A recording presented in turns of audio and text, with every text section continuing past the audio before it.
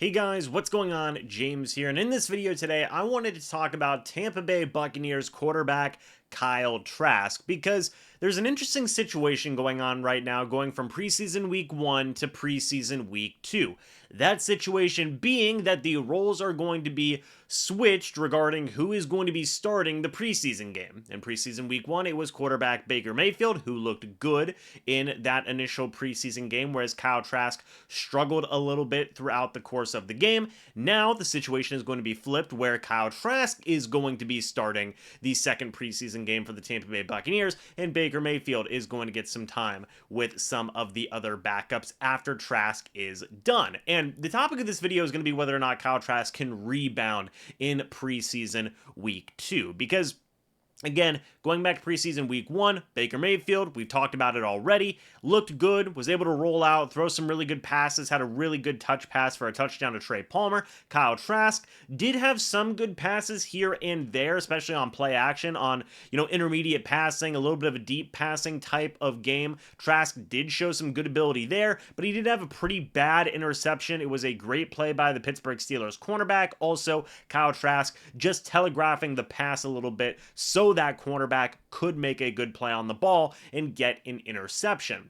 Now it is going to be interesting to see if Trask can rebound, right? Because I don't think this quarterback battle is over yet. I do think we are going to be getting to a point here very soon where a starter is going to have to be decided. We only have a couple of weeks left before the start of the regular season, but this upcoming second preseason game is a huge opportunity for Kyle Trask. If he goes out there and does just as good, if not better, than what Baker Mayfield did in preseason week 1, it's going to be a lot tougher of a decision for the Bucs. However, if Kyle Trask does go out there and struggles even more so whenever he does get the starting opportunity in preseason week 2, that is when you may really start to see more of a definitive opinion take form as to who the starting quarterback should be between Baker Mayfield and Kyle Trask, and that answer would more than likely be Baker Mayfield, especially if Mayfield was able to go out there and show some good ability for the second preseason game in a row, whereas Kyle Trask would be struggling for the second preseason game in a row. So in my opinion, this is a pretty big game for Kyle Trask, and I don't think it is the only deciding factor in this quarterback battle, right? You have the stuff from preseason game number 1, you have the stuff from training camp and all the other offseason workouts that the Tampa Bay Buccaneers have been doing, and I will say Trask has looked good in practices. In some ways has looked better in Baker Mayfield in a handful of practices throughout the course of this quarterback battle. That is also going to be factored into that mix, but this is probably the one of the more bigger points for Kyle Trask to really potentially solidify a legitimate claim to the starting quarterback job for the Tampa Bay Buccaneers, and not just have it be Baker Mayfield due to Kyle Trask's struggles come game time. So this should be a fun opportunity, really important game to watch here for the Bucs. And obviously guys like Mike Evans, Chris Godwin, Tristan Wirfs, all those other guys are probably not going to be playing in preseason game number 2. They will more than likely, I think, play a little bit in preseason game number 3 just so they can get warmed up. And honestly, I think a starting quarterback will be decided by preseason game number 3, just so a quarterback can build some chemistry with those guys as well.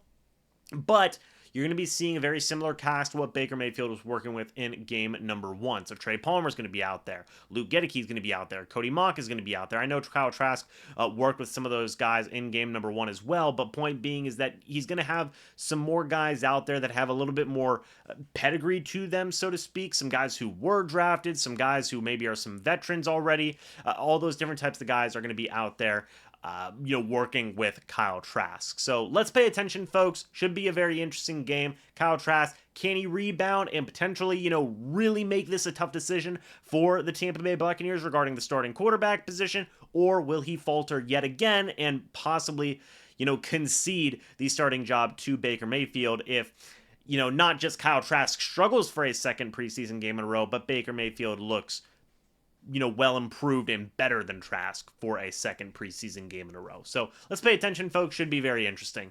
Guys, let me know your thoughts and opinions down in the comment section below. I'd love to hear them. Do you think Kyle Trask can rebound for the Tampa Bay Buccaneers regarding his battle for the starting quarterback position, or do you feel that it is pretty much Baker's job to lose at this point? We'd love to hear your guys' thoughts and opinions. Thank you guys so much for watching this video. Hope y'all enjoyed. As always, folks, I'll see you all in the next video or the next live stream. But until then, and as always, guys, goodbye for now, and go Bucs.